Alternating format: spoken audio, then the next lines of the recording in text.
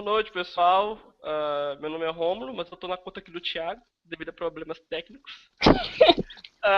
Eu sou da Missão Peregrino, uma organização missionária que dá apoio a campos missionários, e estamos aqui também com um grupo de amigos para bater um papo com a Thalita, que daqui a pouco vai contar um pouco da história dela.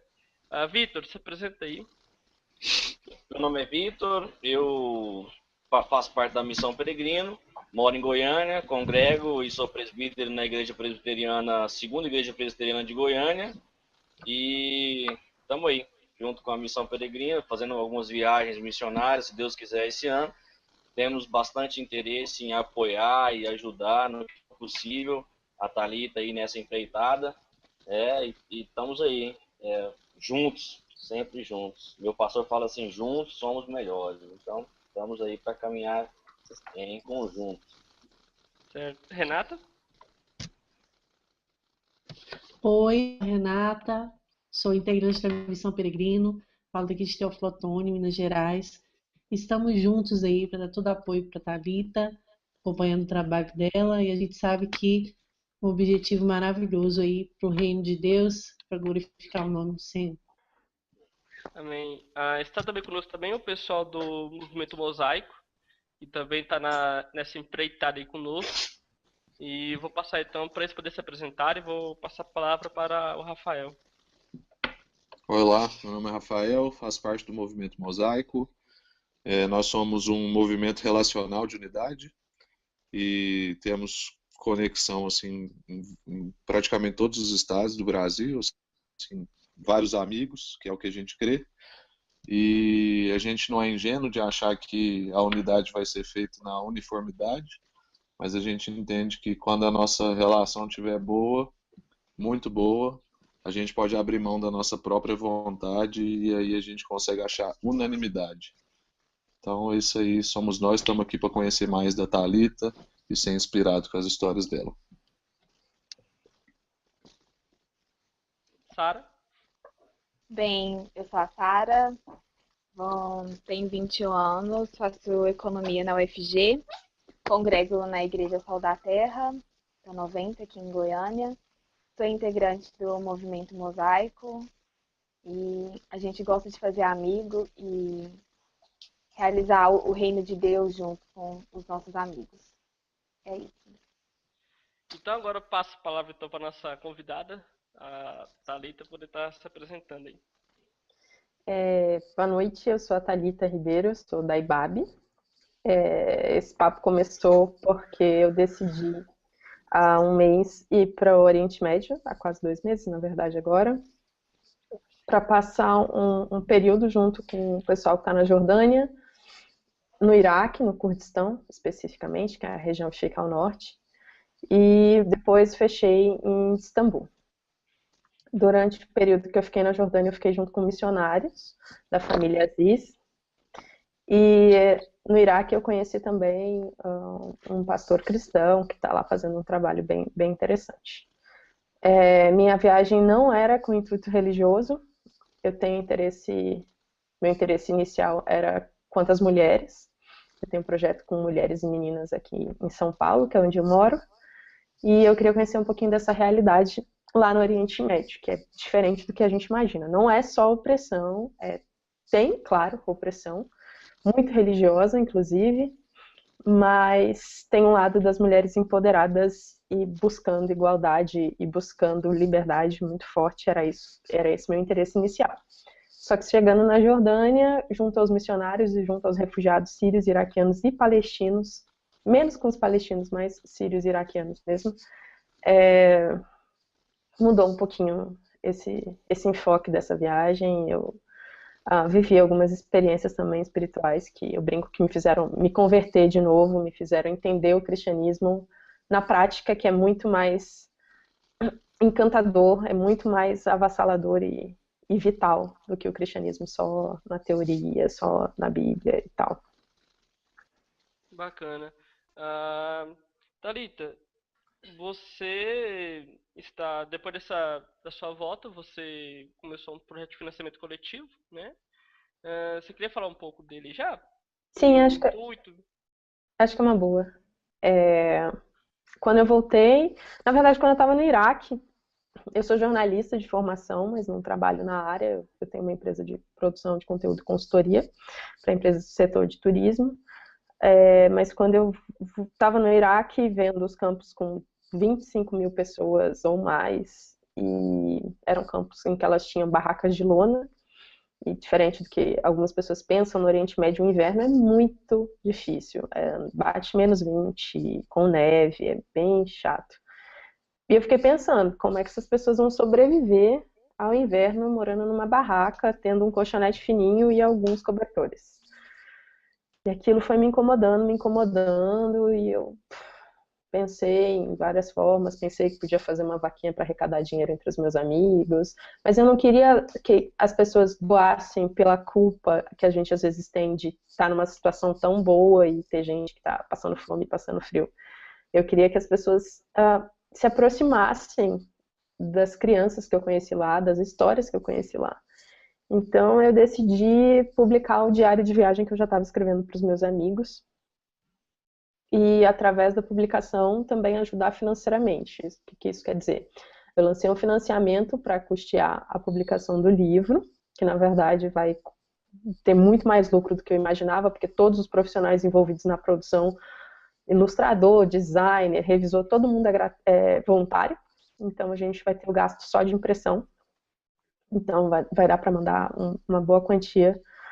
Acredito que 70%, 60% do dinheiro do financiamento vai todo para os projetos, porque o nosso gasto vai ser só com impressão. Se for ainda, porque tem uma pessoa que está negociando isso, talvez consiga gratuito ou muito barato. Maravilha. Incrível, incrível.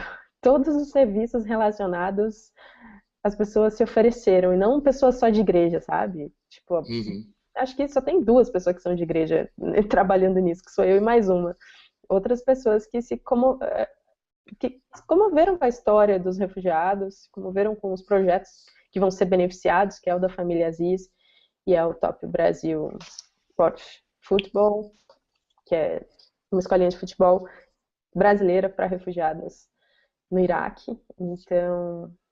Então foi muito legal. Então, se você quer entender um pouquinho mais essa história, ver histórias da viagem, já entra em viagemevoo.com e dá uma olhadinha. O livro vai chamar Turismo de Empatia, Refugiados no Oriente Médio.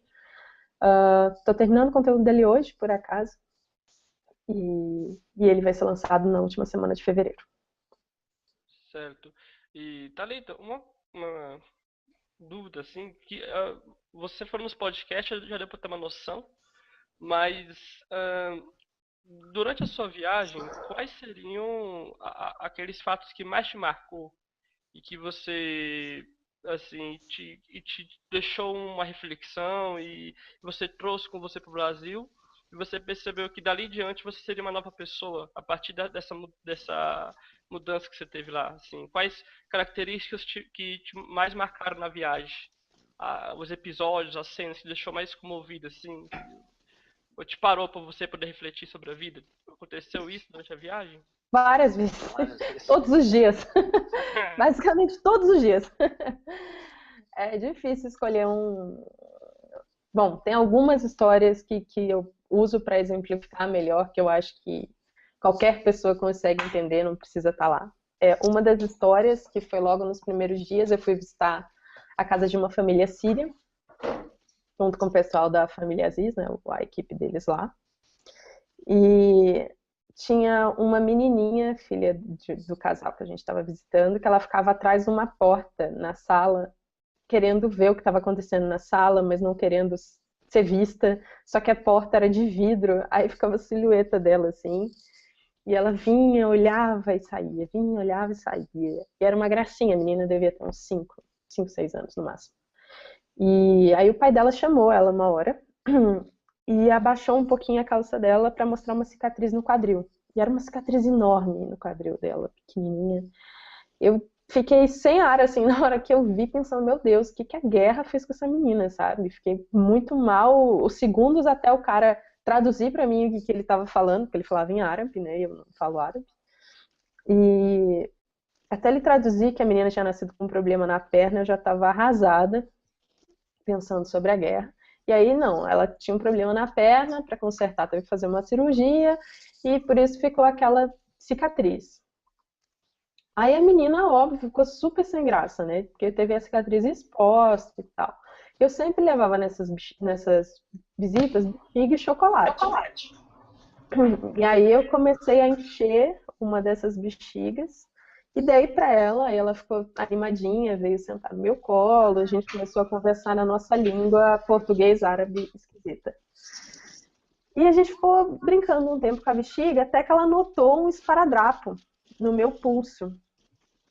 E ela ficou muito sentida, perguntando se aquilo era um machucado, se era um machucado. E eu tenho uma tatuagem hebraica no pulso. Então, para evitar problemas culturais, né, que tem a questão dos conflitos, Israel e tal, eu usava sempre um esparadrapo, e às vezes uma pulseira, mas eu estava só com um esparadrapo.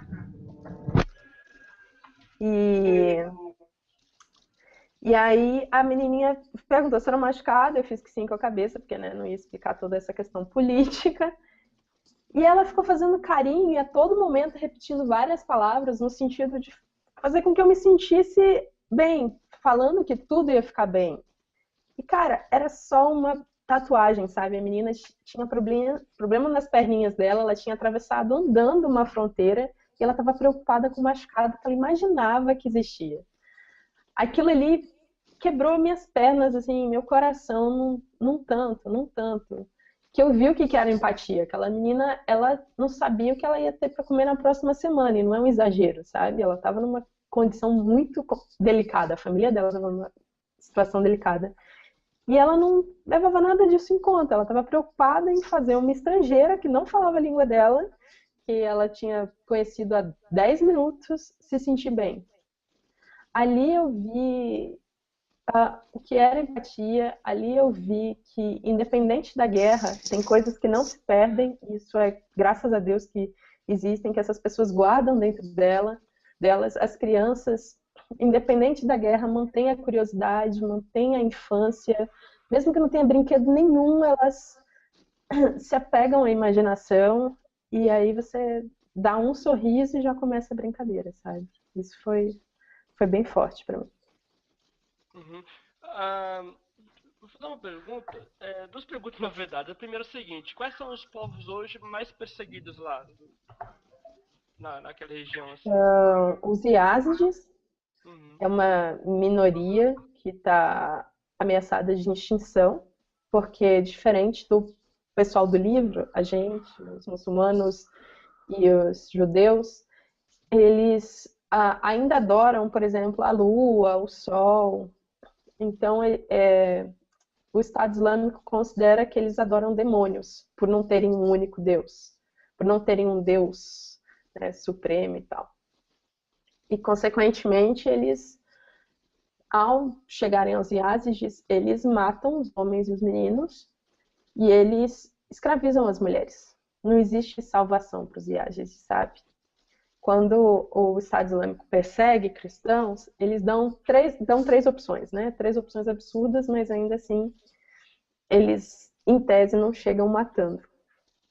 Eles dão a opção de você se converter ao Islã, de você pagar um tributo abusivo, que daqui a pouco você não vai ter como pagar, porque ninguém pode fazer negócio com cristão, ou de você fugir / ser morto, né? De você abandonar a sua casa, abandonar tudo para trás e tentar a sorte, enfim, fugindo. Mas é muito triste. Então, os Yazidis são muito perseguidos, hoje falando sobre o Estado Islâmico, mas você tem uma Arábia Saudita aí também perseguindo muita gente, né? E matando muita gente, e ainda com a nossa conivência como Ocidente.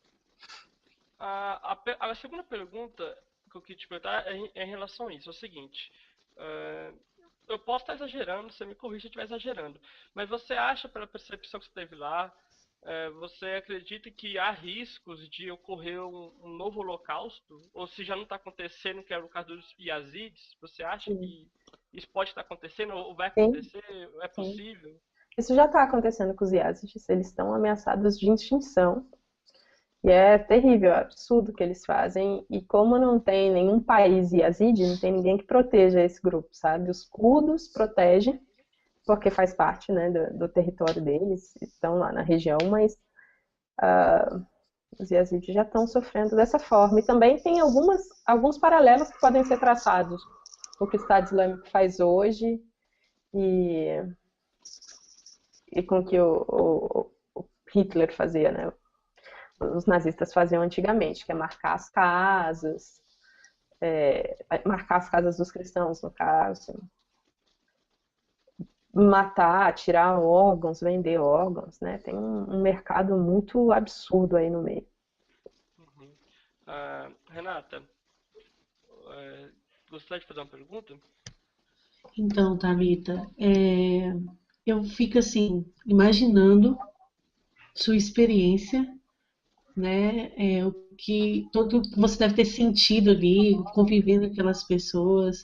Eu sou da igreja presbiteriana e desde 2009 que a gente faz projetos na igreja todo ano, no intuito de envolver a igreja em relação aos cristãos que sofrem perseguição no Oriente Médio. Sim. E assim, sinceramente, eu tenho muita vontade de vivenciar essa experiência, de viver, de poder conviver com eles, de conhecer a realidade deles, mesmo sabendo dos riscos. E não só eu, como tem muitos jovens, muitos cristãos que têm essa vontade, graças a Deus, né? Então, Sim. assim, a minha pergunta seria simples. Qual orientação, quais, que conselho você poderia dar para mim, para essas pessoas que têm interesse de estar passando por essa experiência? A gente sabe que tem várias organizações missionárias que apoiam, que precisam de voluntários, mas num sentido amplo, não só institucional, mas pessoal também, espiritual. Quais os conselhos, quais as orientações que pode estar passando para a gente assim? Nesse livro que eu vou lançar agora no final de fevereiro, no livro que está no financiamento coletivo, tem um passo a passo, que é quais são os passos que eu segui para fazer a minha viagem, né? Com dicas gerais, não necessariamente para quem quer ir para o Oriente Médio, mas para você que quer fazer turismo de patinho em qualquer lugar. E aí, entre essas dicas, eu acho que o primeiro qual que é o seu questionamento, sabe? Porque ninguém embarca numa viagem dessa para fazer turismo normal. Tipo, vou ali ver a cidadela de Erbil a 100 quilômetros de onde o Estado Islâmico está. Não, ninguém faz isso. A não ser que a pessoa seja muito retardada. Desculpa. Então, tem que ter uma curiosidade, tem que ter um questionamento muito forte. Qual é o seu questionamento, sabe? Eu quero entender como a igreja perseguida vive ali. Pode ser esse seu questionamento, ok. Ou pode ser outro. Eu quero saber como os refugiados vivem. Eu quero saber como as mulheres no Oriente Médio estão se levantando, enfim. Mas tem que ter uma questão. Você tem que ter isso claro na sua cabeça. Qual é a questão que você quer entender? Tendo isso, você vai procurar quem pode te ajudar a achar respostas. E aí eu insisto no plural disso. Respostas, não é uma resposta verdadeira, única e suprema. São várias respostas, porque são vários ângulos. Não é possível que uma questão seja importante e não tenha vários ângulos. Tenha só o meu ângulo, entendeu? Então, isso é bem, bem importante. Traçado quem vai te dar essas respostas, você vai procurar na tua rede pessoas que possam te apresentar essas pessoas. No meu caso entrei em contato com a pastora da minha igreja, através de amigos, e falei, olha, eu quero ir para o Kurdistão iraquiano para conhecer os curdos, eu queria conhecer as curdas. E, incrivelmente, tinha um missionário nosso que está na Ásia, que está na China, que conhecia um missionário que estava justamente no lugar que eu queria ir. Então, ele apresentou essa família de missionários que estava justamente onde eu queria conhecer e apresentou também o da família Aziz na Jordânia, que não estava no meu roteiro inicial, eu não tinha nenhum interesse na Jordânia. Só que, através do projeto que eles fazem, e lendo e conversando com esse pastor, eu fiquei com vontade de ir lá também conhecer. Aí eu mudei o meu roteiro, falei, não, vou começar pela Jordânia, vou para o Líbano, depois vou para o Iraque, depois vou para a Turquia. No meio do caminho, eu tive que mudar, porque teve um atentado no Líbano 2 dias antes de eu embarcar, da data para embarcar. Conversei com os pastores árabes que estavam me acompanhando, todos foram categóricos no não é para você ir. E não era por conta de ISIS nem nada, porque a polícia, ainda nesses países, é muito religiosa. E uma mulher sozinha cristã num país desse, não falando árabe, não ia ser legal. Num período que eles estavam fortes, porque todo mundo estava com medo, a polícia ganha força. A gente já conhece Muito essa história no Brasil também, né? É. Então, você tem que estar preparado para ter um plano B. Eu tinha planos B em vários momentos da viagem. Nesse momento, o plano B foi: vou continuar mais uma semana na Jordânia, vou cancelar minha estadia no Líbano e vou mudar meu voo. Então é bom, quem fez essa mudança, inclusive, foi meu marido, que eu não estava com internet boa na Jordânia. Mandei uma mensagem, ele fez as trocas dos voos. Esse é outro ponto, você tem que ter um plano B. Não adianta você marcar uma viagem fechadinha e com o dinheiro contado, é um erro.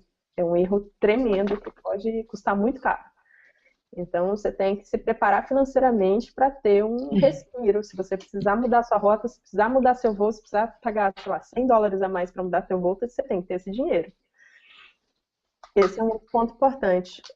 E para você separar o que é vontade passageira de dar um rolê e o que é vontade de entender uma questão que exige, eu aconselho que você pesquise muito antes, que você leia, que você converse com pessoas que já viveram no lugar que você quer ir, que você converse com pessoas que vivem lá, para saber se é isso mesmo que você quer, né? Entendi. Tá certo. Obrigada, Thalita. Imagina. Hein, Thalita, eu estava ouvindo as suas entrevistas, os podcasts e lendo algumas coisas, e, na minha opinião, o que mais me chamou a atenção, que eu fiquei assim, achei muito interessante, que nós precisamos muito disso, pelo menos no evangelicalismo brasileiro, é o seguinte: você falou que as pessoas olhavam para os cristãos, viam as suas atitudes, e elas não eram de evangelismo pessoal direto, né? Não. Elas eram no sentido muito mais de ajudar o próximo numa questão social, mas é claro, você também cita uma situação que você morou com uma família lá, mas o patriarca, né, o pai da família, teve que te dar autorização, e a gente percebe assim, então, o cuidado de Deus com aquele povo através das ações dos cristãos e sua e daquele pessoal que está lá para ajudar, mesmo até não sendo cristão, através da graça comum. Então, eu queria que você comentasse essa ideia. Acho que foi Francisco de Assis que disse que a gente deve pregar o evangelho em todo o tempo e, se necessário, usar as palavras, né? Uhum. E, então, você teve um vislumbre, assim, eu acredito, daquilo que Tiago fala da religião pura e sem mácula, né? Que é visitar os órfãos e as viúvas, Sim. né? Nas suas tribulações. E não sempre está falando que Jesus te dá a vitória, Jesus que é o melhor para você, você tem que, né? Enfim, aquela coisa. A teoria, assim, a teologia um pouco da prosperidade. Então, eu queria que você comentasse esse fato, de você ver o cristianismo assim, sendo aplicado na prática e não necessariamente o que você chama de proselitismo lá no BTCast, de falar de Deus diretamente assim sobre a salvação. E como isso, de fato, foi importante para a sua nova visão do cristianismo. O que você achou desse cristianismo, de fato, em prática, na sua essência? Eu queria... Eu fiquei com muito medo quando eu embarquei, sinceramente, de cair num projeto de missão onde as pessoas estão com fome e você fica empurrando Bíblia para elas. Eu falei, cara, se eu ver isso vai ser uma merda, porque eu não posso ficar criticando quem está me recebendo e tal, mas eu não vou conseguir disfarçar. Então... Você foi meio no escuro das missões lá, do que o pessoal fazia. Lá, né? Não, eu sabia o que eles faziam, que eles tinham um projeto social, mas até aí, como eles aplicavam isso na prática, se eles exigiam que a pessoa falasse um versinho da Bíblia, sei lá, antes de ser atendida, eu não sabia, né? Não sabia. Até você chegar lá, ninguém conta isso. Então, esse era um medo que eu tinha, porque eu ia ficar muito puta e decepcionada. E quando eu cheguei lá, não tinha nada disso, assim. Primeiro porque proselitismo é crime no Oriente Médio. A gente acha que você pode chegar lá falando o que você quiser sobre religião, você vai preso, na melhor das hipóteses. Então, eles não fazem isso. Você não pode chegar para alguém explicando a lei, né? Você não pode chegar para alguém e falar, oi, eu gostaria de falar sobre Jesus para você. Porque a pessoa pode te denunciar. Então, você só pode falar sobre Jesus, ou você só pode fazer alguma coisa religiosa se a pessoa pedir para você. Se a pessoa falar, olha, eu gostaria de saber mais sobre Jesus, ou eu gostaria de ter esse livro aí que você está falando, ou ora por mim, você pode. Do contrário, não. Ou fazer uma pergunta sobre a Bíblia. Pode. Se a pessoa posso fazer uma pergunta sobre a Bíblia para você, você pode responder. Você não pode fazer a pergunta para ela, por exemplo. Entendi. A não ser que você saiba que ela é da mesma religião que você, ou que ela é da religião que você está perguntando, enfim. E aí, aí eu fiquei sabendo dessa questão de que era crime e tal, a gente fazia um culto de manhã, que era o devocional, todo mundo junto, e depois ia fazer as visitas. Aí nessas visitas você visitava cristão, muçulmano de diversas linhas, né, desde os mais liberais até os mais conservadores, você ia vendo pela roupa das mulheres, né. E nessas viagens, nessas visitas, a gente não falava sobre Jesus em nenhum momento. A gente falava sobre a história da família, perguntava sobre a saúde, a enfermeira fazia alguns testes básicos, né, glicemia, pressão. E era isso. E aí a família sempre muito querida, os árabes, em geral os muçulmanos, né, são muito receptivos. Assim, a imagem que a gente tem deturpada, radical, gente do mal é uma coisa retardada, assim, é muito bobo, porque eles são muito queridos, eles nos recebem muito bem, a maioria deles, né. Tive um caso de vários que a pessoa recebeu, mas que não queria contato com o cristão. O resto foi super tranquilo, super carinhosos mesmo. Eu brinco que depois de 10 dias, uma senhora no final da visita veio me abraçar, e aí eu meio que fiquei meio emocionada. Eu falei, gente, o que é isso, sabe? É porque fazia 10 dias que ninguém abraçava, porque as mulheres não têm essa cultura de se abraçar entre si, que os homens têm, e ela tinha sido a primeira pessoa em 10 dias que tinha me abraçado, e eu tava sentindo falta e nem tinha me tocado disso. E era uma senhora muçulmana, religiosa, enfim, e que me recebeu tão bem. Mas voltando sobre a questão que você levantou do cristianismo na prática, conforme a gente ia visitando as pessoas, ouvindo, no final, quando a gente ia embora, quase sempre elas pediam para a gente voltar. Mas não necessariamente para fazer o teste de glicemia e a pressão, elas queriam conversar só, elas queriam só ter alguém que ouvisse, que compartilhasse com elas um momento, porque elas normalmente vão sem as famílias, né? Vão só, tipo, pai, mãe e os filhos.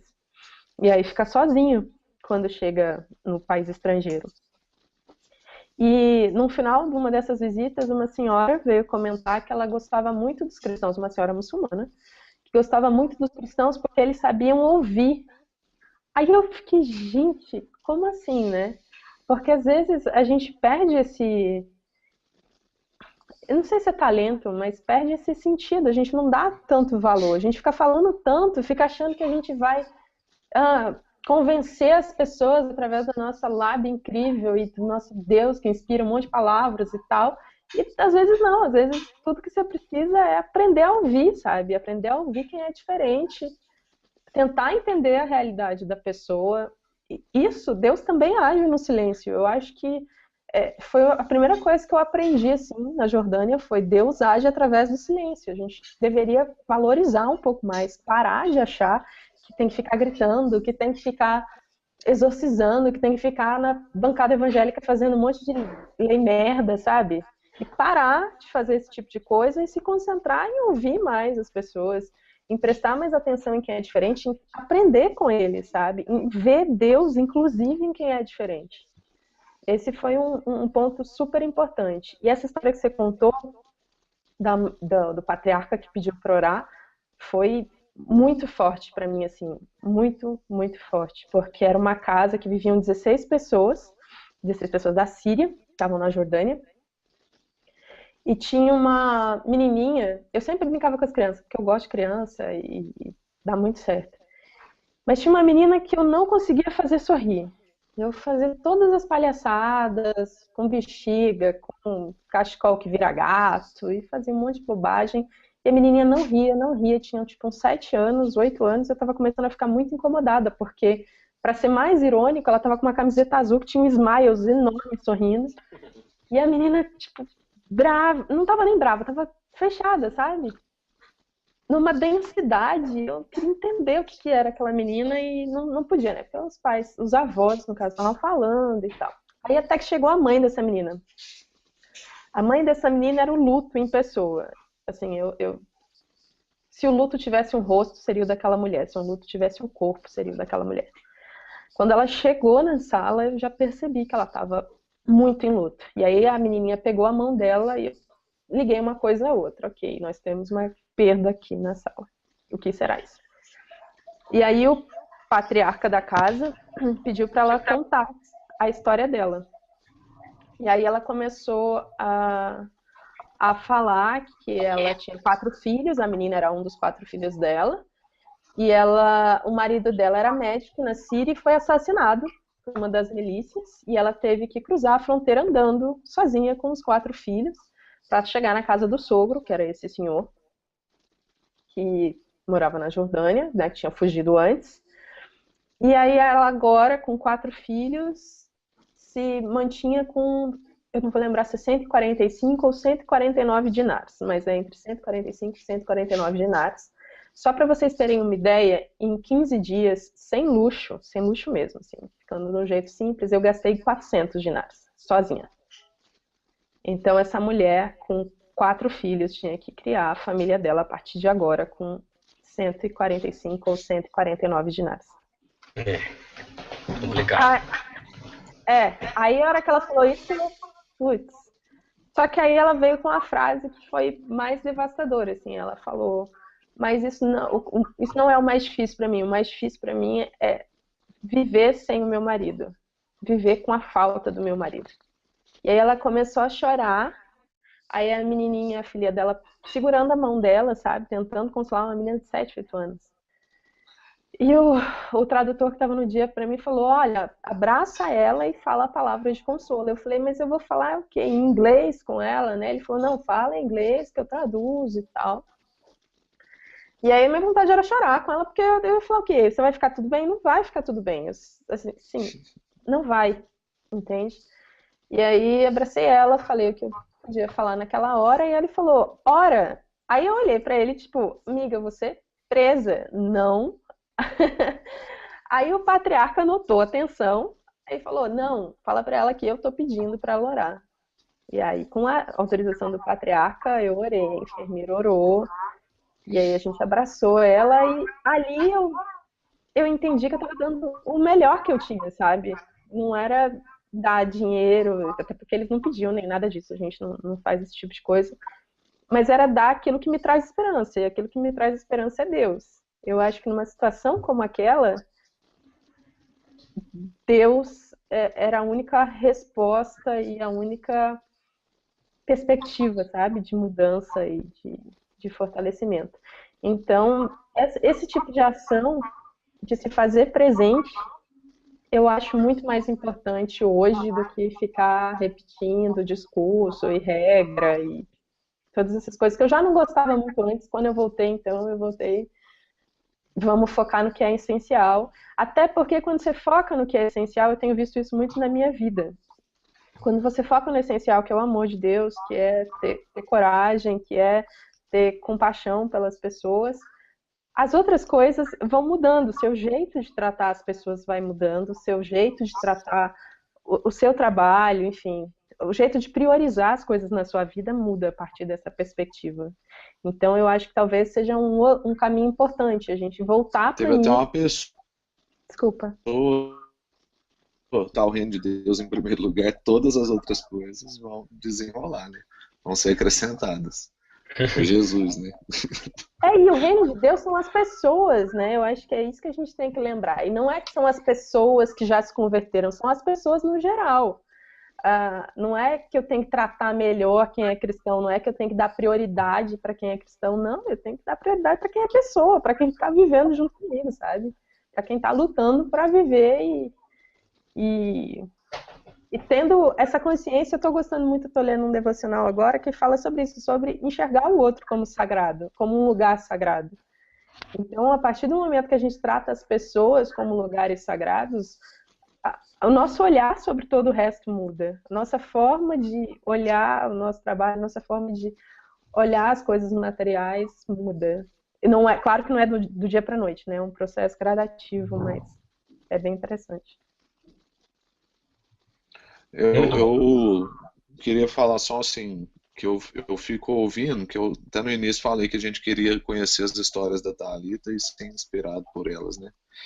E dentro de tudo que eu ouvi aqui até agora, tem uma coisa no Mosaico que a gente gosta muito de falar, que é sobre a agenda de Deus, né? E que é muito melhor do que a nossa, assim, a gente não deve ser irresponsável de sair por aí sem agenda, mas sempre na sensibilidade de perceber a agenda de Deus na nossa vida. E eu percebi isso muito na sua viagem, né, Thalita? Assim, você programou algumas coisas e Deus foi lá e foi mudando essas coisas, e coisas que às vezes você não tinha noção, e você foi surpreendida positivamente, e ver, assim, a graça comum de Deus atuando assim, na vida de tanto daqueles que foram seus companheiros lá, quanto daqueles que agora estão trabalhando assim para fazer esse livro acontecer em prol de um monte de gente. A gente sabe da incapacidade do ser humano assim, de fazer algo bom, belo e verdadeiro, né? A Bíblia diz que tudo que é bom, belo e verdadeiro é Deus que faz. Ainda que a pessoa não seja cristã. É uma manifestação de Deus na vida dela, né? Sim. Então, nisso tudo, assim, é muito legal ver o senhorio de Cristo, assim, ver o cuidado de Deus com a sua vida, ver que ainda que a gente seja responsável, que não foi o seu caso, né? Mas a gente percebe que ainda que a gente programe tudo, faça toda a agenda, ainda podem haver circunstâncias que a gente não planejou, né? E que aí Deus manifesta o cuidado dele nessa hora, assim, na hora que a gente se rende completamente, que você estava totalmente vulnerável. E é quando a gente está totalmente vulnerável é que Deus gosta de trabalhar muito com a gente. Não, eu brinco. Então, assim, eu fico muito feliz de ver essas coisas assim na sua história, muito mesmo. Eu brinco que Deus me levou para Jordânia basicamente para me ensinar duas lições principais, duas coisas principais, que é sobre soberania, que era uma coisa que eu não encarava bem, isso. Fantástico. Isso foi, tipo, muito forte, assim, foi muito engraçado agora, né? Eu fiquei meio brava na hora. E sobre mundo espiritual, porque era uma coisa que eu não gostava muito, eu sou batista racional, e aí eu tive que também... Aí, racionalmente, você percebeu que existe uma batalha para além desse campo aqui. Existem coisas que eu não sei explicar, que eu não vou explicar, e que eu tenho que conversar com quem sabe. Então tem que ficar em oração conversando com quem sabe. Se tem coisas que eu não sei, que eu sinto, eu tenho que conversar com quem sabe para tentar ficar melhor nesse não saber. É isso aí. E aí a gente vê também que o amor contagia, né, Thalita? Assim, o próprio Cristo diz que quando as pessoas se amassem de verdade, o mundo veria que Deus é Deus, né? E eu acho que é isso que faz pessoas que às vezes não têm a mesma confissão de fé engajarem num mesmo trabalho, porque elas estão vendo alguém se amando verdadeiramente, assim, com disposição para o outro, disposição inclusive para o deslocamento, que não é fácil, igual você teve. E aí acho que isso inspira, assim, e aí por isso que a gente está conseguindo ver essa mobilização toda, você conseguir influência na mídia, e pessoas para trabalhar junto, e muita gente querendo te conhecer, e agora talvez, se Deus quiser, assim, mais gente querendo ir lá e servir em loco. E tudo isso é o que você falou, o conhecimento da soberania que você teve, e a graça, assim, da gente, com o dom de Deus, conseguir se amar de verdade, né? Numa época em que o amor está se esfriando de quase todos os corações, né? Então, é bom a gente reconhecer o amor também. A gente puxar e olhar as pessoas, sabe? É isso que eu queria, é isso que eu quero com o livro, né? Por que não fazer uma vaquinha só para arrecadar o dinheiro? Podia ser também. Mas não ia ter essa coisa das pessoas se sensibilizarem, delas... tem gente... Oi? Tem gente que vem conversar comigo já falando os nomes das pessoas que eu conheci, que eu escrevi, né? Porque tem alguns textos que estão na internet. Ai, eu sou apaixonada pela Misk. Tipo, ok, eu também sou apaixonada pela Misk, porque eu vi os olhinhos dela, porque eu brinquei com ela. Mas fazer as pessoas sentirem-se próximas de outras que agora sofrem muito preconceito, porque todo mundo acha que todo imigrante vai roubar um emprego. Eu já ouvi cristão falando isso. Quando eu ouço cristão falando isso, eu quero morrer. Porque como assim você se sente... Você não quer que a pessoa tenha uma oportunidade por conta do seu emprego, sabe? Pelo amor de Deus, a pessoa tá fugindo de uma guerra, entendeu? A vida da pessoa, seu emprego. Tem que ter essa balança, a gente tem que lembrar o que é que vale mais. Então, sua segurança, que é uma coisa que também outras pessoas falam, não, mas pode vir terrorista no meio. Não, ok? Pode ter terrorista aqui agora, mas não é esse o ponto. O ponto é, você vai dar oportunidade para as famílias que precisam ser acolhidas ou você vai ficar colocando em primeiro lugar a sua segurança, em primeiro lugar o seu emprego?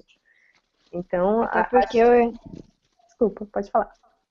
Até porque na Bíblia fala, né, pra gente acolher o órfão, a viúva e o estrangeiro. Até porque nós já fomos estrangeiros. Né? Exatamente. Até porque nós somos estrangeiros, se você levar para uma visão mais C.S. Lewis da coisa, sabe? Adorei. Gostei. Então, cara, eu acho muito triste essa coisa de olhar o outro sempre como uma ameaça. E mesmo que o outro fosse ameaça, o que ele ameaça é menos importante que a vida dele. Ponto. Então a gente tem que retomar essa questão de valores, de ponderar aqui o que vale mais. Uma coisa sobre o espiritual que eu gosto de contar, claro que só em ambientes onde as pessoas compartilhem ou pelo menos tenham interesse pela mesma visão de fé, é que quando eu cheguei na Jordânia, eu fui direto de uma viagem que eu estava nos Estados Unidos, num fuso bizarro, aí eu fui para a Jordânia, que era outro fuso, então eu não conseguia dormir. E aí, de madrugada, eu dormia muito cedo, eu dormia, sei lá, 7 da noite, 8 da noite no máximo, e dava 1 da manhã, o vento batia, parecia que ia quebrar o prédio inteiro. Era um vento absurdo que eu nunca ouvi barulho de vento tão forte na minha vida, e olha que eu já fui para desertos e para extremos. Mas aí batia, eu acordava. Aí eu acordava, eu estava numa casa que tinha gente de vários lugares do mundo, né? Que era um projeto missionário que tinha chinesas, tinha alemã, tinha brasileira, depois chegou a americana. E as chinesas que estavam nesse primeiro período eram especialmente barulhentas, por causa da cultura delas, né? Não é que elas eram ruins nem nada disso. E era o único momento que a casa ficava em silêncio. E aí eu aproveitava para ir para a sala para pensar sobre tudo que eu tinha visto no dia e tal. Mas o vento ficava batendo muito na janela e eu sempre ficava curiosa para ver, meu Deus, ele vai arrancar as árvores. É hoje que ele arranca as árvores, as coitadas das oliveiras lá vão acordar todas no chão. E aí eu olhava e ficava vendo como oliveira, né? Aí você começa a entender mais a Bíblia. Isso é muito legal de ir para cenários da Bíblia, né? Que você vê as oliveiras, elas são muito frágeis. Assim. Você olha e não dá nada. Os galinhos delas são muito fininhos e tal. E elas resistem, cara. Resistem ao vento. Eu pensava, se eu sair lá fora, eu vou ser derrubada. Não vai dar. Assim. Ele vai me derrubar. E aí, olhando como o vento agia, né, com a natureza, eu ficava refletindo sobre coisas de Deus. Aí você vai entender na Bíblia como é que um negócio pega fogo e é Deus, sabe? Ali você entende um pouquinho melhor isso. E foi assim durante uns 5 dias.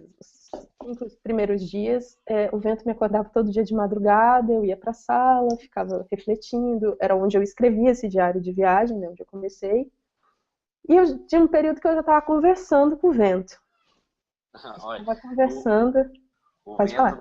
No vento no Velho Testamento lá, o ruá de Deus, né, Rafael? Se eu estiver errado, você me corrige aí. Depois ele muitas vezes também é traduzido como o próprio vento da presença de Deus, o Espírito Santo de Deus. Então, se você está conversando com o vento aí, não está tão errado, não. Quando eu voltei... Bom demais. Desculpa, Rômulo. Quando você contou essa história pela primeira vez, no podcast, eu lembrei na hora da história de Elias. Não sei se o Rafael e a Sara estão percebendo que Elias estava na caverna, né? E aí Deus estava numa brisa, num vento suave. Exatamente.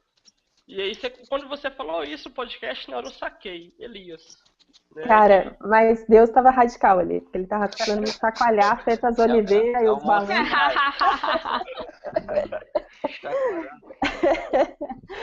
Ali é pra ser mesmo, né? Mas foi muito interessante isso, assim, porque eu não notei na viagem. Na viagem era o vento que me acordava, eu ia para a sala, ficava observando ele falar através, enfim, dos movimentos das árvores, através do uivo, através do que eu pensava enquanto ele fazia isso. Aí eu já estava tão íntima que chegou num dia que eu escrevo, que eu estou conversando com ele, porque eu estava mesmo, assim, conversando igual converso com vocês. E falando sobre as coisas do dia, e tendo essa relação. Ia ser legal de gravar esse hangout de você. Acho que não. Com ele eu fui um pouquinho mais sincera, assim. Falei mais palavrão. Falei, aguentou bem. Então, mas aí tudo bem, aí teve essa parte. Aí foi legal o diário, e eu pretendo fazer isso em todas as minhas viagens agora, porque eu escrevi os textos conforme o dia era. Tipo, os textos não tinham ligação entre eles, eu achava que eles não tinham ligação entre eles, até que eu voltei. E aí, na hora de editar, eu comecei a notar que tinha uma coisa que estava presente no início e que estava presente no final. Porque no início o vento me acorda, aí o vento vai me ensinando coisas através de movimento, através do que eu vejo pela janela. Depois eu estou conversando com o vento. Aí, de repente, o vento some, não aparece mais nas coisas que eu escrevo. Aí eu chego no Iraque, tenho o primeiro contato com um campo de refugiados mesmo. Que antes eu só visitava eles nas casas ou na igreja, enfim. E aí no campo, são 25 mil pessoas vivendo de um jeito que eu nunca vi na vida. Eu sou da periferia, né? Então já vi bastante coisa. E as crianças nesse campo, que são milhares, elas não têm nenhum brinquedo. Não é que elas tenham um brinquedo quebrado, elas não têm nenhum brinquedo nunca nas mãos. Elas estão sempre andando e sem nenhum brinquedo, sem nenhuma bola, sem nenhuma boneca quebrada, sem nenhum carro sem roda, nada.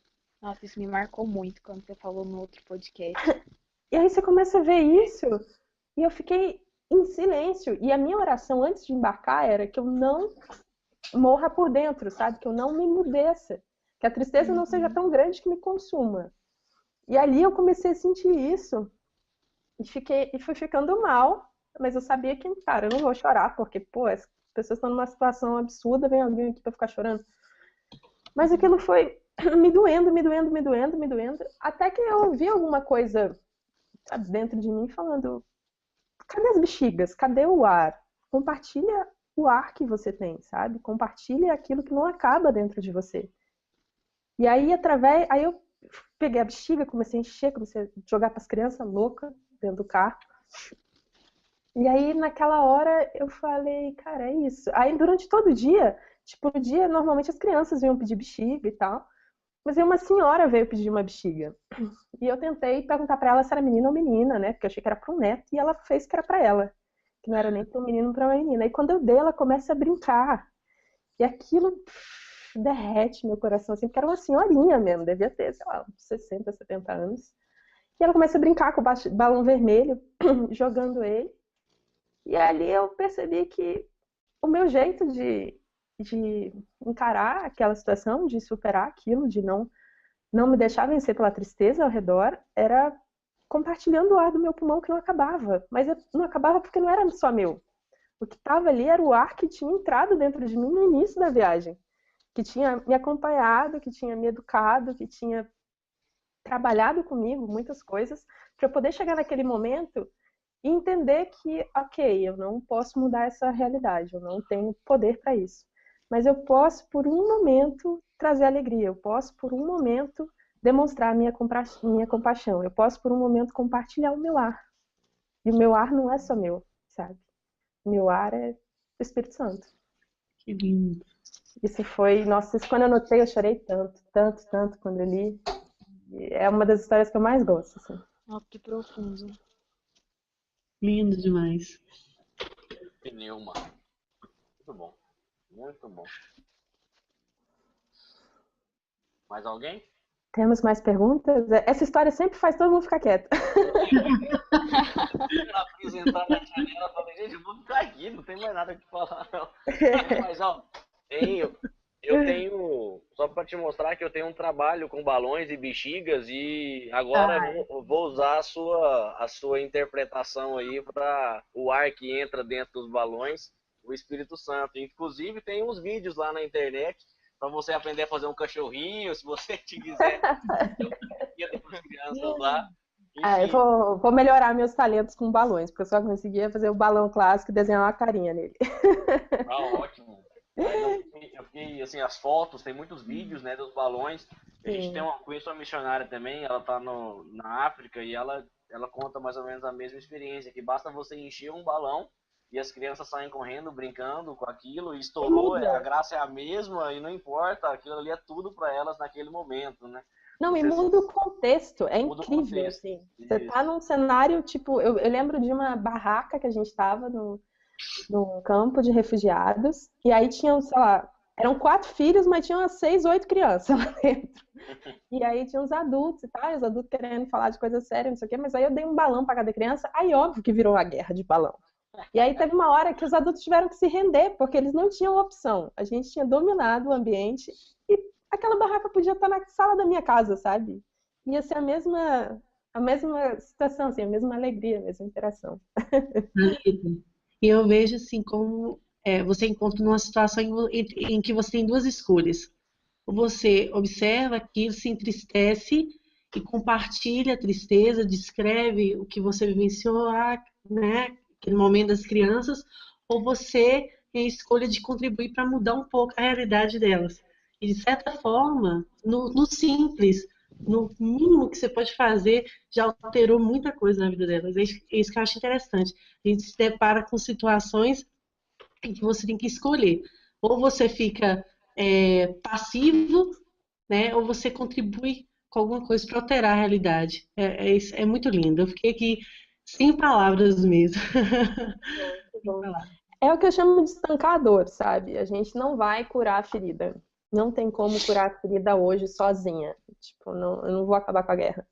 Eu não tenho esse poder. Eu não tenho o poder de dar emprego para todas as famílias. Eu não tenho o poder de fazer os países de primeiro mundo aceitarem essas famílias. Mas se enquanto eu estiver lá eu conseguir fazer aquelas crianças sorrirem, elas esquecerem um pouquinho, eu fazer até os pais entrarem nessa dança e brincarem com as crianças e se soltarem um pouquinho, eu acho que vale, sabe? Vale a pena. Mesmo que não altere o quadro geral, estancar a dor por um momento é importante. Então a gente tem que parar de se sentir limitado ou preso porque não pode fazer uma mudança imensa, não pode mudar o mundo, e entender a importância de estancar a dor, de estar ali naquele momento, sabe? De dar esperança, de ser um pouquinho da esperança. Thalita, Legal. eu tô pensando uma coisa aqui, porque as experiências que você teve foram todas muito fortes, muito impactantes. Uhum. E nós da missão, por falar de a gente trabalhar com viagem, quando a gente volta, eu acho que a Renata vai concordar comigo, bate uma certa depressão pós-viagem. Nossa, Eu queria que você falasse sobre isso. Como é que foi essa volta? Você sofreu isso, essa depressão pós-viagem? Se você teve um choque quando você chegou no Brasil? Porque imagina assim, antes de você ir, você era uma pessoa, né? Quando você voltou, Sim. você era outra pessoa, mas assim, de volta ao seu ambiente de antes. Eu queria que você É, contasse como foi a sua volta nesse sentido. como é que você encara um shopping agora, depois de É, andar por aqui? é Como é que você vê um shopping center agora? Mas no Kurdistão tem shopping também. Eu fui no shopping lá. Que é um shopping americano, né? Porque basicamente o Iraque virou uma colônia americana depois da invasão. Mas foi muito importante para mim, e esse eu recomendo muito se você for fazer turismo de empatia, seja lá onde for. Tira um período no final para fazer nada. Para relaxar, para colocar as ideias dentro de você no lugar. E esse período para mim foi a Turquia. Eu fui passar uma semana na Turquia, tenho uma amiga lá, fiquei na casa dela.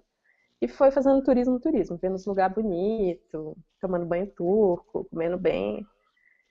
E eu achei que eu não ia conseguir, né? Porque aquela coisa, você vê a tristeza, você vê pessoas que vão passar fome, você vê pessoas que muito provavelmente vão morrer de frio, e de repente você tá num restaurante caro, lindo e super gostoso. Como você lida com isso? Eu acho que a gente tem que lembrar sempre, e eu tô lendo um livro legal do Rubem Alves que fala sobre isso, que Deus também se manifesta através da beleza. E que apreciar a beleza não é pecado. E que Claro. viver o que Deus criou de bom não é menosprezar o que existe de ruim no mundo, não é esquecer o que você viveu. Eu acho que isso foi muito importante, né?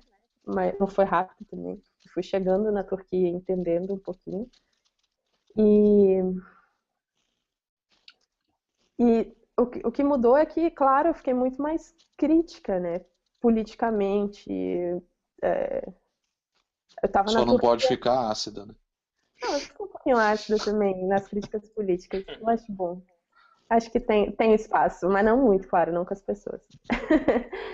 E foi isso. Aí, quando eu voltei para casa, uma semana depois, foi horrível, porque meu coração antes estava muito centrado no meu trabalho. Aí que eu percebi, eu não percebi antes de que meu coração está no meu trabalho, não. Mas aí, quando eu voltei, meu coração já não estava no meu trabalho.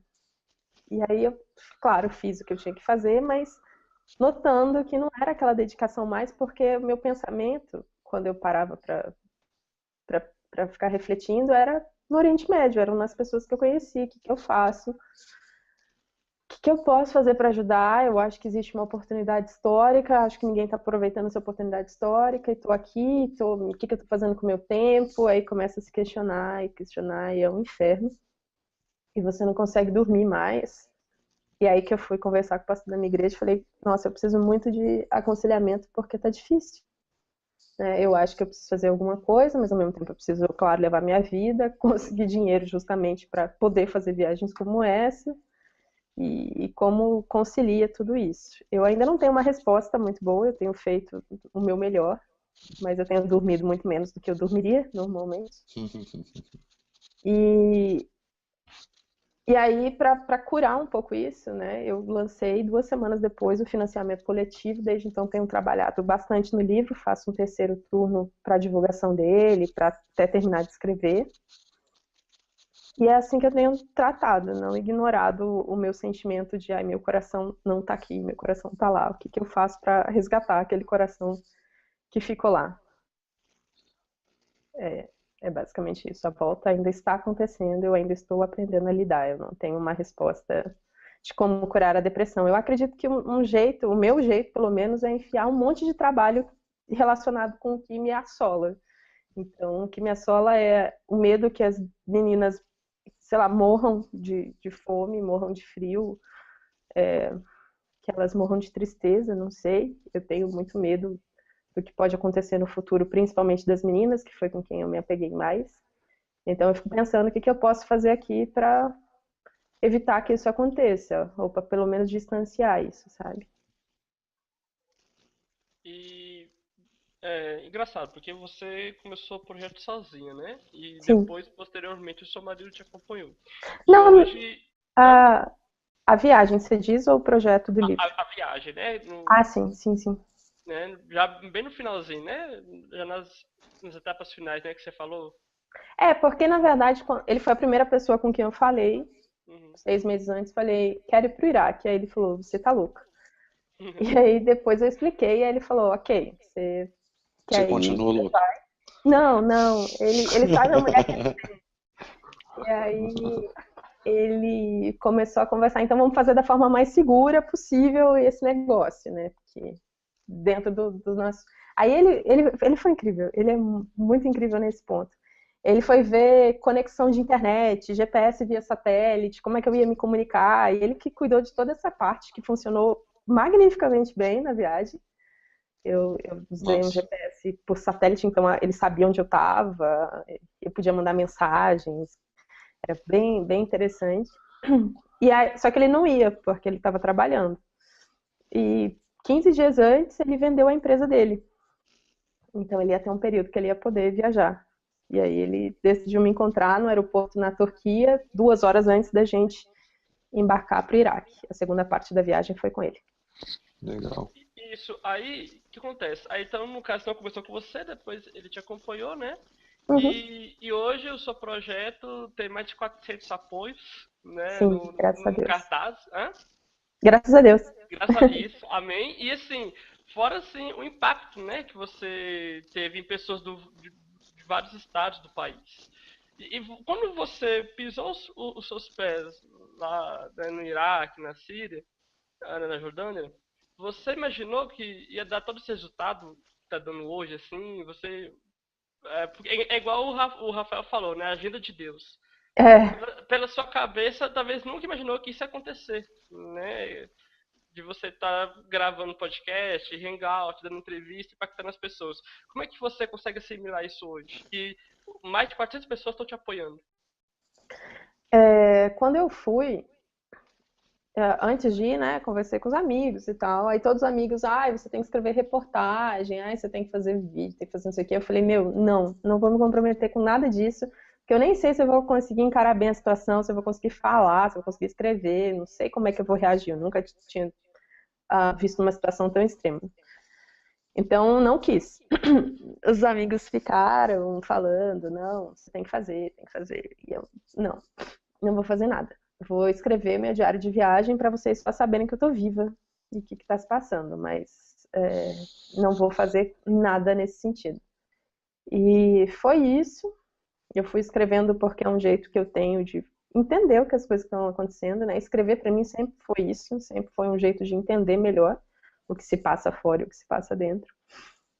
Então, não tinha esse plano. Eu só aceitei tornar isso público no Iraque, né? Vendo a situação. E eu compartilhava nas minhas redes sociais, então as pessoas já vinham comentando algumas coisas. E eu achava bom, porque isso aproximava, isso tornava elas mais sensíveis às questões que eu achava importante que elas pensassem sobre.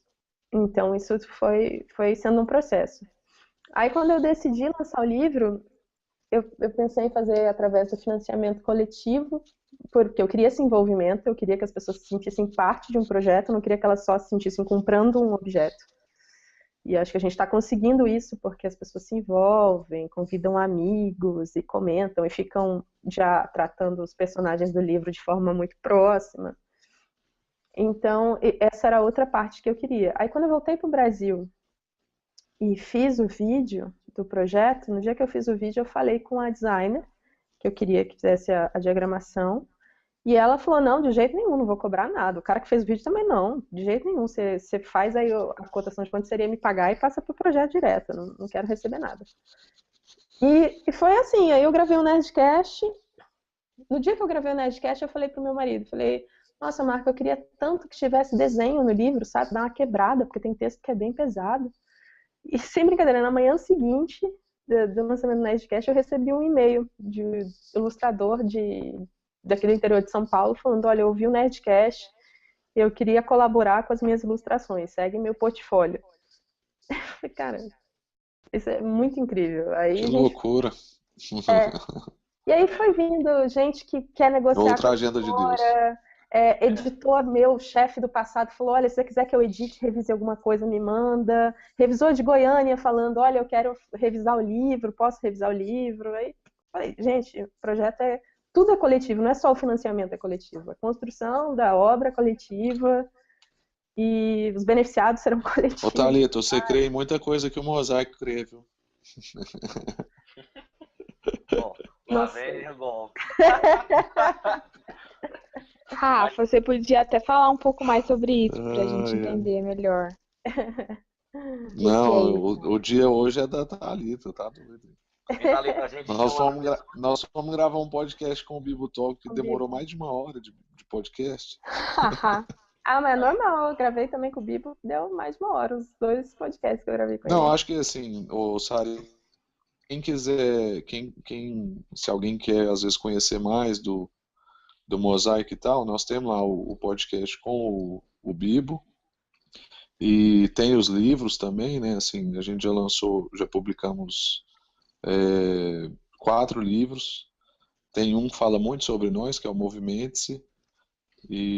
Mas basicamente assim, é muito engraçado que eu fiquei segurando para não fazer essa brincadeira, mas muito do que a Thalita falou é o que a gente crê, o que a gente tem vivido como Mosaico, assim, essa cooperação mútua, esse investimento assim nas pessoas, nas relações e estar com elas pelo que elas são e não pelo que elas promovem, né? A gente até fala assim que a gente não quer ser conhecido pela qualidade das coisas que a gente empreende, mas a gente quer ser conhecido pela qualidade dos nossos vínculos. Então, de fato, Thalita, antes, quando a gente estava gravando aqui offline, A vibe é foi mais dar. foi mais uma agenda de Deus. Você crê muito mais no que a gente crê do que você imagina. E quando eu estiver em São Paulo, a gente tem que tomar um café. Com prazer, vamos tomar um café sim. E ainda sobre essa questão da divulgação, eu compartilhei com a minha rede pessoal, e aí a minha rede pessoal foi compartilhando com outra rede, e foi crescendo, assim, as pessoas foram chegando, matéria em jornal, em TV, e eu acho um privilégio poder falar sobre isso e poder ver que as pessoas se sensibilizam, sabe? Porque esse era a minha principal inquietação. Será que as pessoas vão sentir o que eu estou sentindo? Sentir pelo menos um pouquinho? Será que elas vão querer ir para lá? E aí foi muito bom porque eu recebi muitos feedbacks de pessoas, não, eu quero agora visitar, como faz, etc. Então é uma coisa que eu quero falar, porque o nosso público provavelmente é muito cristão. Legal. Eu já tinha ido para Israel um ano antes, fazer Israel e Palestina de forma turística, conhecendo muito ponto da Bíblia e tal. E eu fiquei um pouco decepcionada, porque eu não sentia mais próxima de Deus em nenhum daqueles lugares. E aí eu fui ficando irritada, porque além de eu não me sentir mais perto de Deus nas igrejas e tal, eu me sentia mais perto daquilo que eu odeio nas religiões, que é a idolatria, a gente se achando superior ao outro, e histeria e tal. E aí, tanto é que eu tirei. Chegou, 3 dias depois de Jerusalém, falei, nem ferrando que eu vou para Nazaré, ficar com excursão sendo histérica, nem ferrando. Aí eu mudei meu roteiro, a gente foi pro Mar Morto, ficar no spa e tal, porque eu falei, não, nem ferrando. E foi ótimo, recomendo muito essa parte do Mar Morto e tal. O lugar que eu mais gostei de Israel, espiritual, assim, que eu gostei muito mesmo, muito, foi o Monte das Bem-aventuranças, perto da Galileia, é o máximo. Justamente porque é um jardim, aí não ficam as pessoas concentradas, cheia de idolatria louca, esfregando papelzinho nas paredes de nada. É um jardim lindo, com vista para o Mar da Galileia, e que tem as passagens da pregação do monte, então ali cala fundo. Só que foi só isso. Assim, não teve nenhuma experiência que tenha me feito me converter de novo. Quando eu fui para a Jordânia, que eu não tinha expectativa nenhuma religiosa, eu também fui visitar alguns pontos da Bíblia, o Monte Nebo, a Rota de Moisés, enfim, alguns outros pontos. Jerash, né, que é onde tinha o Gesareno. E foi legal, a parte histórica foi bem legal. Mas a partir do momento que eu comecei a ficar com os missionários mesmo no dia a dia, indo visitar as famílias de refugiados, fazendo trabalhos nesse sentido de voluntariado, aí eu senti muito. Aí eu vi a história de Jesus acontecendo, sabe? Eu acho que a gente busca muito olhar o que já foi, se conectar com o passado, sendo que a gente tem um presente para escrever junto com ele. Em que a gente não é o protagonista, obviamente, porque a gente tem um protagonista só nessa história, mas em que a gente está ali de coadjuvante, e é tão mais legal do que ficar só olhando um lugar que poderia ter acontecido, quem sabe, alguma cena da Bíblia. É tão mais legal você escrever uma nova cena da Bíblia, sabe? É tão mais legal você estar presente numa cena onde o Espírito Santo transforma as vidas, sabe? Então, é isso que eu queria também passar para quem está vendo esse vídeo. Se você sonha em conhecer a Terra Santa, coloca um espaço para conhecer lugares sagrados, sabe? E lugares sagrados são outras pessoas que você pode servir. Coloca um espacinho na sua agenda para ir para Belém, onde tem vários... Ao invés de odiar os palestinos, achar que os palestinos são contra o povo escolhido de Deus, vai para Belém servir os palestinos, sabe? Vai fazer o que Jesus faria. Vai fazer o que provavelmente Jesus está fazendo através de outras pessoas. Então, essa também é uma mensagem que eu quero deixar. Excelente. Bom. Mais alguma pergunta, pessoal? Não, só queria complementar que foi bom ela ter feito essa colocação, porque eu lembrei do texto dela, né, lá no blog, que fala dessa experiência, né, desse contraste, né, da Terra Santa e dos países ali que você visitou. Aí você estava contando aí, eu tô aqui lembrando que eu li. Então, por favor, não faça... Primeiro, não pague 10 mil reais no roteiro de uma semana na Terra Santa, eles estão te explorando. Fique atento, irmão, não se deixe explorar. E segundo, não vai querendo se ligar com o passado, sendo que tem um presente tão pulsante, inclusive na mesma região, sabe? Não tem problema nenhum querer conhecer Israel. Eu tô até vendo no cartão postal aqui na minha frente. Eu vou para Israel de novo esse ano para levar meus pais, que não conhecem, mas eu também vou levar eles na Jordânia. Então, faço questão de que eles fiquem na guest house com os missionários. Eu faço questão que eles tenham essa experiência, sabe? Porque é muito mais enriquecedora do que ver um lugar que 350 mil pessoas já viram.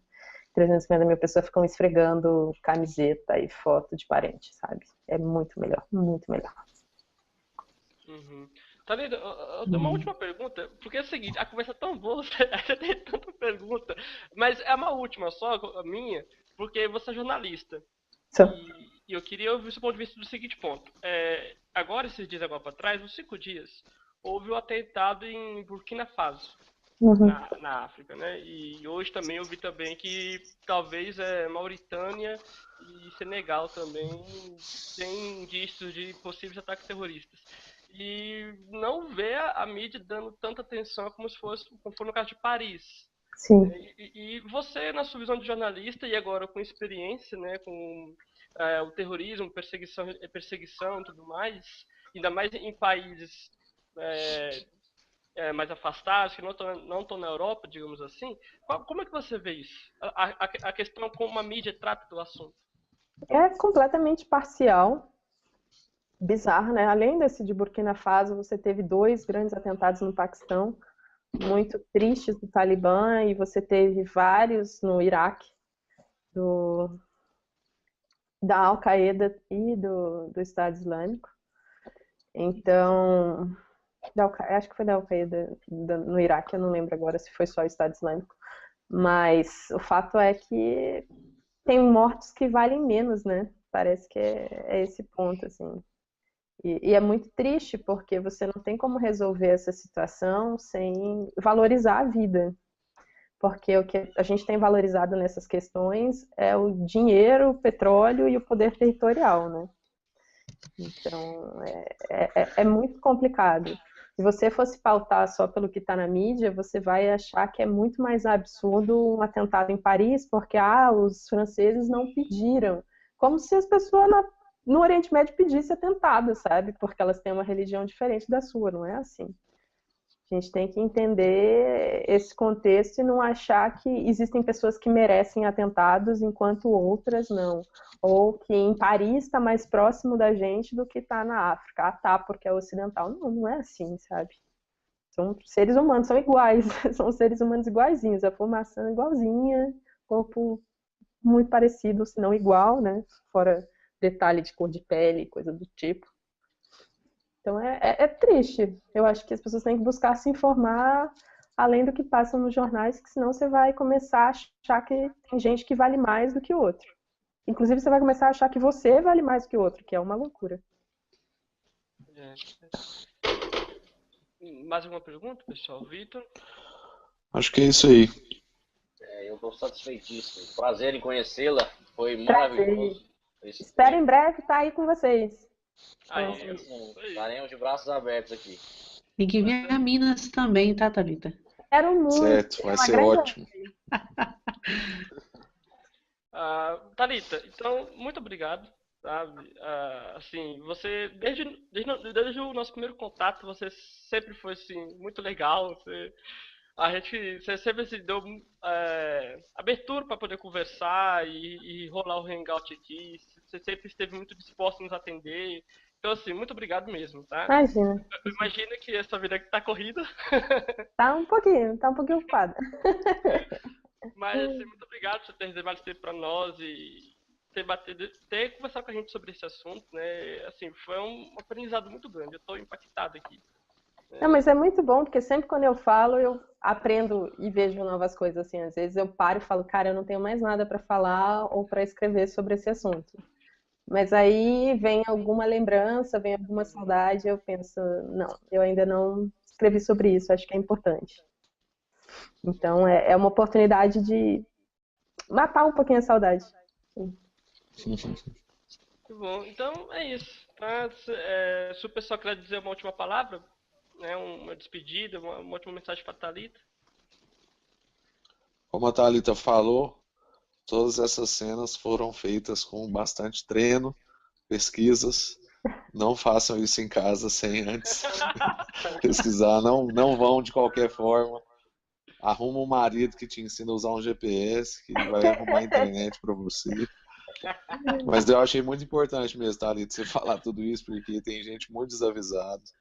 E não só se preparar completamente, mas o quanto é importante as conexões desses lugares, né? Conexão relacional, de gente que já está, que conhece a cultura, que fala o idioma, que sabe onde você deve ir, o que que você não pode falar, o que você não deve fazer. Então, é muito importante mesmo, assim, tanto você ter falado isso aqui no Hangout, quanto você ter escrito isso no livro. Sim, Porque a gente ajuda os irmãos também, assim, a não chegar lá a não totalmente sair roubado. desavisado. É, justamente. Não, Então é não dá isso para aí. ir, não dá para ir, por exemplo, sem ter alguém ou sem falar inglês, né? Esse é um ponto importante no Brasil. Antes de eu embarcar, eu fiz intensivo de inglês para retomar, para estar bem afiada, porque essa é uma coisa, por exemplo, que não rola. Não rola ir para Israel, não rola ir para nenhum país dali sem falar inglês. É isso aí, Deus te abençoe, viu? Um privilégio poder te Amém. conhecer e te acompanhar aí. E venha tomar um café comigo, faço questão. Claro. Renata, quer dizer alguma palavra? Foi um prazer te conhecer, Thalita.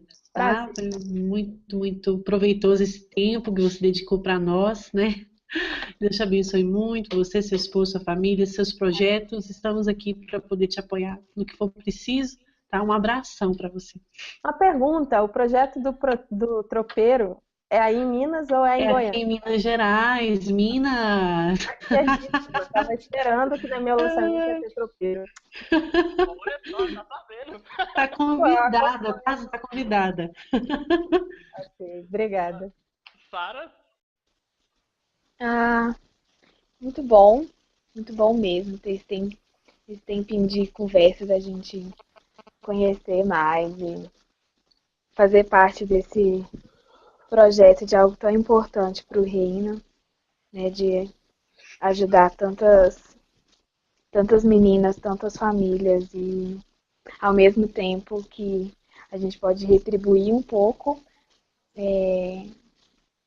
seja com ajuda financeira, né, que no caso do financiamento do projeto, do livro, mas também de ser inspirado pela história dessas meninas, né?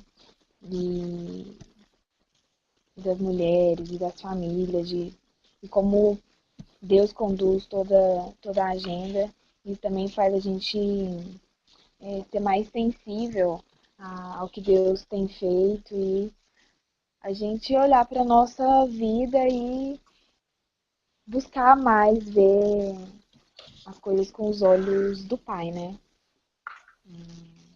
Muito interessante mesmo. Como o Senhor conduziu, como o Senhor usa e pôde usar a vida dessas pessoas que a Thalita contou para poder ministrar nos nossos corações também e a gente conhecer outras realidades e abrir mais o nosso coração. Muito importante, muito precioso esse momento. Obrigada a todo mundo que esteve junto aí com a gente também na conversa. Vitor? Mas só tenho a agradecer. Você é uma pessoa muito madura na fé, que está no Só caminho. não, tô só entrando. Porque dele, por meio dele, para ele são todas as coisas, né? A ele, pois, a glória eternamente. Amém. É isso aí. Amém. Pessoal, então é isso aí. Muito Eu obrigado. acho que eu só quero falar mais uma coisinha.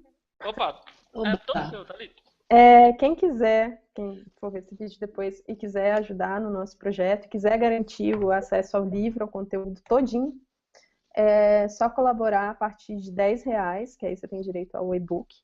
Mas tem outros valores, né? Se você quiser o livro impresso, tem camiseta, tem fotos da viagem. Então, se você quiser colaborar com a gente, aproveita que a gente está entrando na reta final do financiamento. Depois, eu não sei como vai ser a venda disso, porque não sei como vai ficar a logística. Então, se você quer garantir isso agora, você pode entrar em viagemvoo.com Lá tem o link certinho do financiamento e lá também tem alguns textos que vão estar presentes no livro. Acho que é só isso. Joia. Bom, e se Deus permitir, você tá em Goiânia, né? Fazendo seu lançamento aqui também, né? E compartilhar da sua história aqui com os goianos aqui também. Ah, mas vai ter que ter galinhada com pequi, porque eu não vou sem comida. É isso aí, pamonha, galinhada com Tem que pequi, ter, é isso senão aí. senão eu não vou. Eu tô vendo aqui, Thalita, 81%, né? Tá quase lá, né? Tá quase lá. Quase lá. A gente tem mais 15 dias aí para conquistar mais 19%, oremos. Oremos. Estamos aí com você aí nessa. Compartilha com os amigos, fala, ó, essa é a hora, depois ela não sabe se ela vai vender, muito provavelmente não, porque eu não vou ter tempo, então quem quiser ter as coisas do livro é agora. Isso aí, pessoal, muito obrigado então. E eu agradeço mais uma vez aí pela participação de todos. Amém. Joia, uma alegria, um Ai, privilégio. joia. Amém. Até mais. Tchau, Tchau. Até obrigada. mais, até mais, gente. Boa noite, Tchau, gente. tchau. Boa noite. Tchau. Bishop.